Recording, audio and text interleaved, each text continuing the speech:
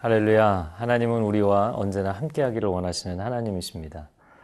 에덴 동산에서도 또 성소로 우리를 부르시는 또 그 하나님의 음성도 또한 예수 그리스도를 통해서 우리에게 그 지성소로 나오라고 말씀하시는 것도 언제나 하나님은 우리와 함께하기를 원하시기 때문입니다.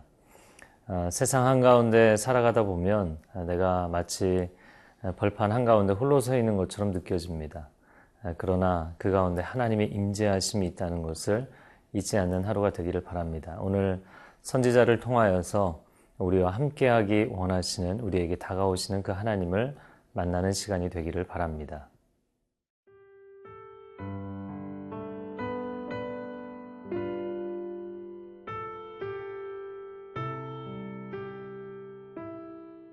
스가랴 2장 1절에서 13절 말씀입니다. 내가 또 눈을 들어본즉 한 사람이 측량줄을 그의 손에 잡았기로 네가 어디로 가느냐 물은즉 그가 내게 대답하되 예루살렘을 측량하여 그 너비와 길이를 보고자 하노라 하고 말할 때에 내게 말하는 천사가 나가고 다른 천사가 나와서 그를 맞으며 이르되 너는 달려가서 그 소년에게 말하여 이르기를 예루살렘은 그 가운데 사람과 가축이 많으므로 성곽 없는 성읍이 될 것이라 하라. 여호와의 말씀에 내가 불로 둘러싼 성곽이 되며 그 가운데에서 영광이 되리라. 오호라, 너희는 북방 땅에서 도피할지어다. 여호와의 말씀이니라. 이는 내가 너희를 하늘 사방에 바람같이 흩어지게 하였음이니라. 여호와의 말씀이니라. 바벨론 성에 거주하는 시온아, 이제 너는 피할지니라.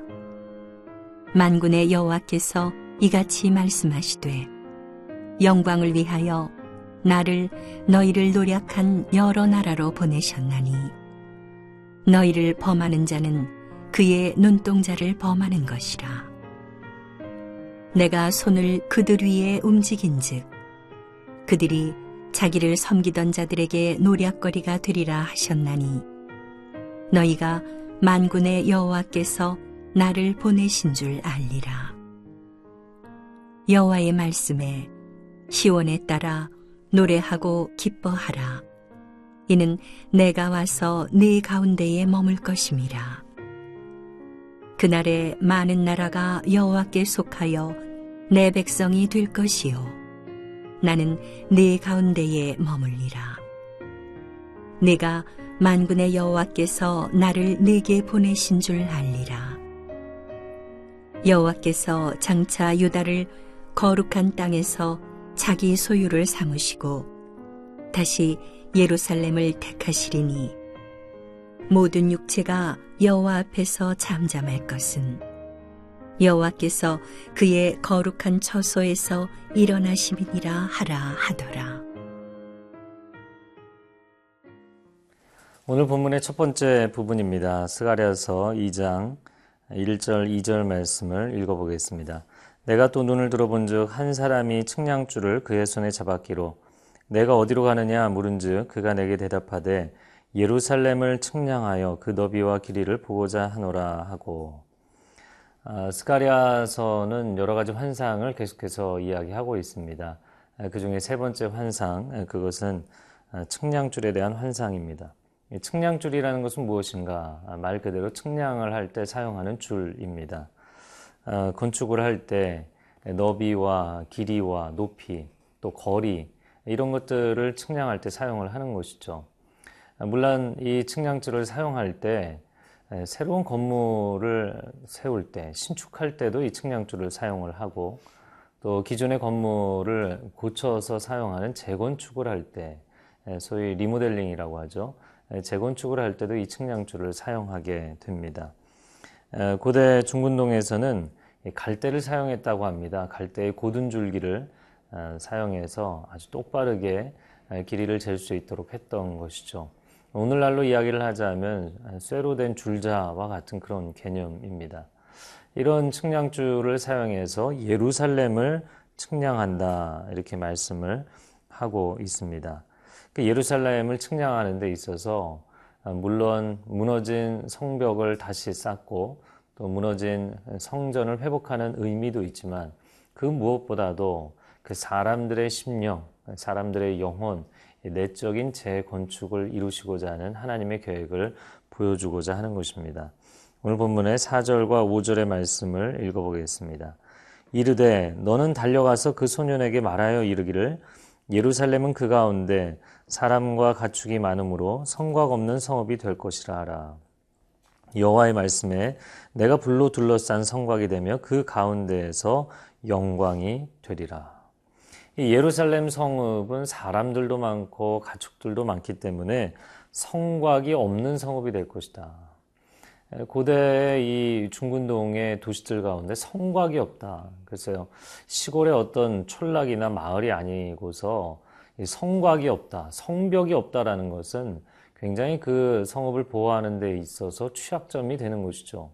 그럼에도 불구하고 하나님께서 새롭게 세우실, 리모델링 하실 이 예루살렘에는 성곽이 없을 것이다 라는 것입니다.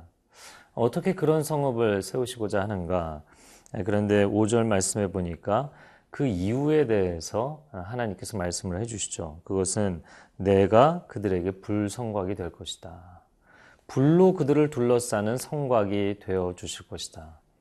마치 이스라엘 백성들이 출애굽하여서 광야를 이동할 때 그 40년 동안 불기둥과 구름기둥이 되셨던 것처럼 그들이 거주지인 예루살렘에 머물러 있을 때 그들을 안전하게 보호해주는 불성곽이 되시는 분, 하나님께서 그 불성곽 자체가 되어주실 것이다 라는 말씀입니다.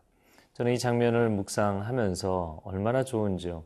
우리 하나님께서 그 진리와 공의의 불꽃 같은 눈동자로 이스라엘 백성들을 지켜주실 뿐만 아니라 그들을 감싸 안아주시는 하나님의 모습을 보게 됩니다.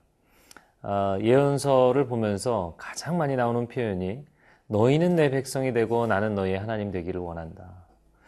하나님께서 선지자들에게 말씀하시는 내용을 보면 이 측량줄이라는 것은 사실 하나님의 기준에 맞지 않는 부분들이 측량에서 나오면 여지없이 무너뜨리고 하나님 회개하게 만드시고 그 죄에 대해서 정죄하시는 그런 부분의 느낌도 있습니다. 그런데 오늘 이 스가랴서의 환상은 측량줄을 들고 이스라엘과 예루살렘은 두려움 가운데 있었을지 모르지만 오히려 그들을 측량하여서 성곽을 무너뜨리고 내가 그들의 성곽이 되어주겠다.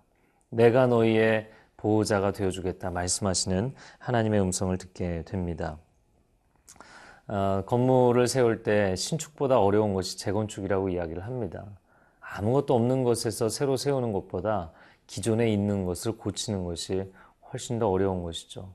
그러나 여러분, 하나님의 말씀의 기초에서, 하나님의 인도하심의 기초에서 내 인생에 불완전한, 온전하지 못한 성곽을 오히려 내려놓고 하나님이 나의 인생의 진정한 보호자가 되시도록 하나님을 전적으로 의지하는 삶으로 영적 재건이 일어나기를 바랍니다.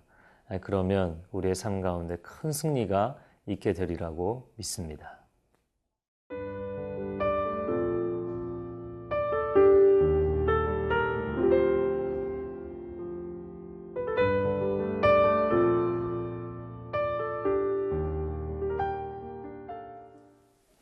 오늘 본문의 두 번째 부분입니다. 8절 말씀에 만군의 여호와께서 이같이 말씀하시되 영광을 위하여 너희를 노력한 여러 나라로 보내셨나니 너희를 범하는 자는 그의 눈동자를 범하는 것이다. 예루살렘과 남유다, 즉 이스라엘 백성들에 대한 하나님의 말씀입니다.